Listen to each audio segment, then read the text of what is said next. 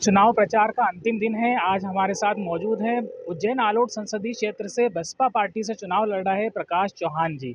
हम कई मुद्दों पर प्रकाश चौहान जी से सीधे बातचीत करेंगे। प्रकाश जी, मेरा पहला प्रश्न ये है कि क्या कारण रहे आपने चुनाव लड़ने का फैसला किया? मेरा चुनाव लड़ने का जो मुख्य मकसद है कि इस देश के दबे कुचले लोगों को, इस देश के जो लाचार लोगों को, जिसके पास शिक्षा नहीं है, रोज़गार नहीं है, और एक तरह से कांग्रेस और बीजेपी की दोनों सरकारों ने दो भारत बना दिए हैं इस देश में। एक भारत अमीरों का है, एक भारत गरीबों का है, और गरीबों का भारत और अमीरों का भारत में काफ़ी दूरियां हो गई है। तो मैंने आत्मचिंतन किया कि मेरी ज़िंदगी तो बढ़िया निकल रही है, क्यों ना जिन महापुरुषों ने, हमारे बाबा साहब अम्बेडकर, कांशीराम, फातिमा बी, सावित्रीबाई फुले, संत कबीर, संत रविदास, इन महापुरुषों ने जो समरसता के आंदोलन चलाए, भाईचारे के आंदोलन चलाए कि ये देश खुशहाल हो, भाईचारे से रहे, वैमनस्य ना हो, नफरत ना हो। लेकिन अगर हम लोग आज देखते हैं कि भारतीय जनता पार्टी की सरकार ने इस देश को बर्बाद करने में कोई कसर नहीं छोड़ी। आए दिन नई नव युवा पीढ़ी के दिमाग में ऐसी नफरत से घोल दी गई है। तो उस नफरत को ख़त्म करना, बेरोज़गार युवा आज आत्महत्या कर रहे हैं।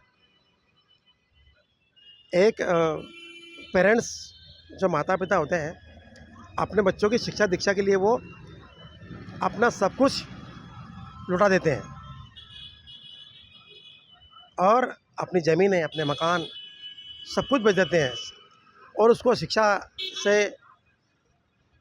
ओत-प्रोत कर देते हैं, शिक्षा से उसको इतना बड़ा कर देते हैं।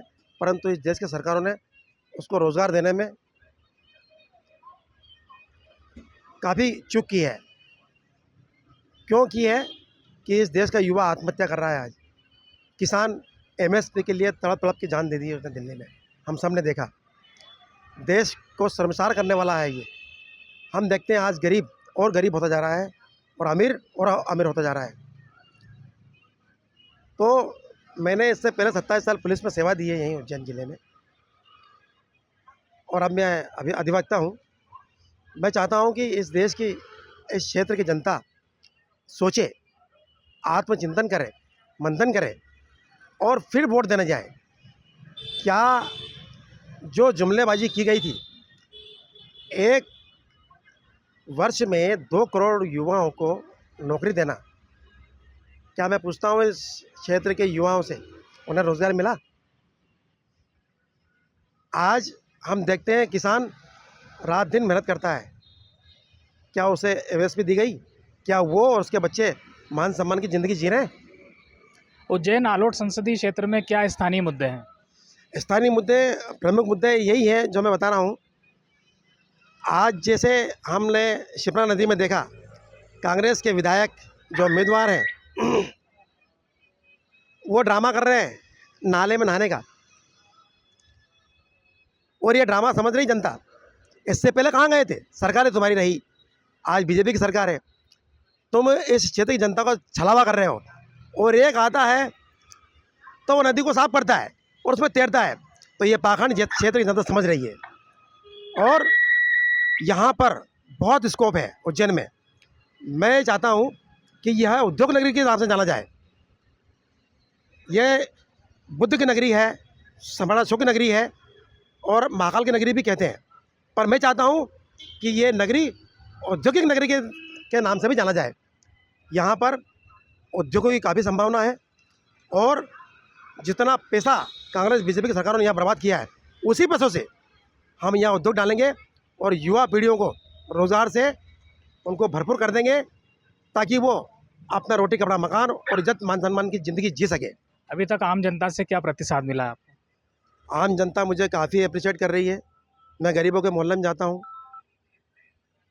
और उन लोगों से मेरी मुलाकात हुई है जिन लोगों को आज इन तक कांग्रेस बीजेपी की सरकारों ने कुछ नहीं दिया।